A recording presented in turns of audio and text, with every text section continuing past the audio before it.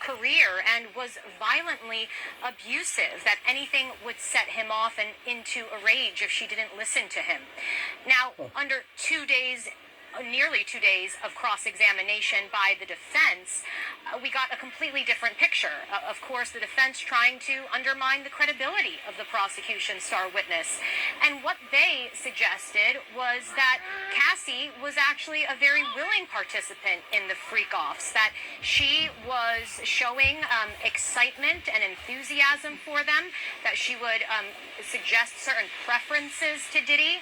They pulled up several text communications between Cassie and Diddy where she said, for example, in 2009 that she was always ready to freak off. In 2010 that she, was suggesting to Diddy to have him get a woman instead of a man for the freak off. And Cassie was clearly exasperated, Christian, during this line of questioning. At one point she said, these are just words. She has maintained that she was scared of not pleasing Diddy and what the consequences would be for her. So she has maintained that. But the defense saying, not only was she willing, she was a strong woman. They played an audio recording of her threatening to kill a man who she thought had a video of her at one of the freak-offs. That was an attempt to portray her as, perhaps just as volatile as Diddy. And they also said that it was the drug use and the jealousy in the relationship that fueled Diddy's violence towards her. So, two very different pictures, Christian, and it will be up to the jury to parse the evidence at the end of this trial and decide.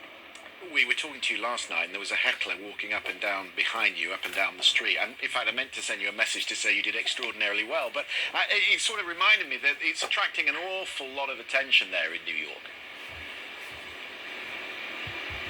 Absolutely. Christian, I often go into the overflow courtroom where we can see proceedings on a screen because, of course, in federal court, no cameras, no electronics are allowed inside.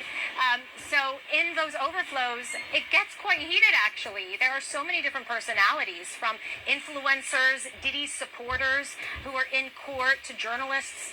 And there have been a few times where Diddy's supporters have had to get a talking to by court officials or escorted out because they very verbally show what they're feeling during testimony, especially as journalists are trying to pay attention and hear everything as they jot notes.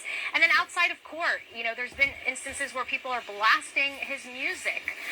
So it's been quite an experience on this trial. Just a reminder, obviously, of how high profile a figure Diddy is. And it's also striking, Christian, that this judge is also fairly young, and so will know very well what Diddy's place in hip-hop and music has meant on the culture.